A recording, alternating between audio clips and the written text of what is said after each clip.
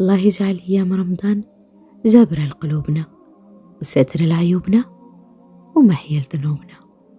رمضان كريم. كان واحد الراجل معروف عنده مال كثير كيسلف الناس، واللي جا وجاب معاه شاهد كيسلفوا. بحال هذا الراجل أجره عند الله كبير. قال رسول الله صلى الله عليه وسلم: جيء برجل يوم القيامة وسئل الله عز وجل: هل فعلت خيرا قط؟ قال: ربي، كان عندي مال وكنت كنسلف الناس، وكان عندي واحد الغلام كنت كنصيفطو ونقول له سير عند فلان، كنت سالو مبلغ من المال جيبه من عنده لأن تجاوز الأجل اللي عطيته. كنت كنقول للغلام: أنظروا الموسر وتجاوزوا عن المعسر، بمعنى اللي عنده يسدد أو أعطيوه مهلة، واللي ما عندوش تجاوزوا عنه. فقال الله عز وجل: أنا أولى بهذا منك، تجاوزوا عنه. هذا الراجل اللي كيسلف الناس جاء عنده واحد الراجل بغى يقترض منه 1000 دينار. قال ليه: جيب لي شي شاهد أو كفيل عاد نسلفك. قال لي هذاك الراجل: كفى بالله كفيل. هو يقول ليه: صدقت، وأعطاه 1000 دينار على أجل بينهم.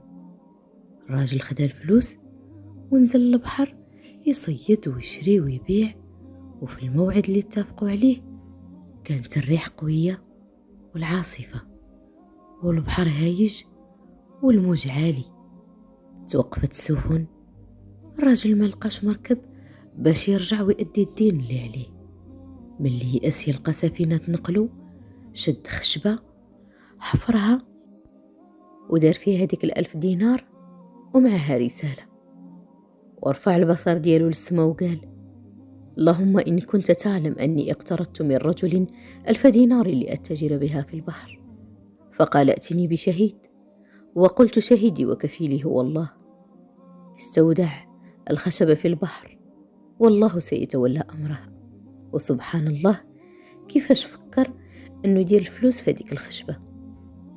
والأغرب من هذا الرجل الثاني اللي قرضوا المال حال الحول ووقف كيتسنى حدا الشاطئ ديال البحر يترقب هذاك الرجل اللي سلفوا الفلوس باش يرد ليه الفلوس.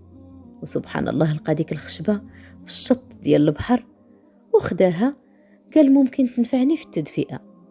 وشكون قال ليه بأن ديك الخشبة غيلقى فيها الرزق، وديك الخشبة شاربة من الماء لا تصلح أصلا للتدفئة، ولكن هو هزها وكان عنده يقين وإيمان أنها تقدر تنفعه. مجرد ما كسر الخشبة وهي تنزل دوك الدنانير وتشتو في الأرض مع ديك الرسالة. هز ديك الرسالة وقراها وعرف مولاها شكون. ومن قوة إيمان هذاك الرجل لم يقل ماذا فعل، ما قالش ليه راني درت الفلوس في خشبة واستودعتها في البحر. ملي تيسرت أموره ورجع لهذيك البلاد باش يرجع للرجل 1000 دينار، لأنه قال: استودع الفلوس في البحر ممكن توصل وممكن ما توصلش، ولكن سبحان الله استودعها في يد الله، وقال بأن كفيله هو الله سبحانه وتعالى. والحمد لله الرجل قال لي: راني توصلت بالفلوس ولقيتها في الخشبة والأمور طيبة.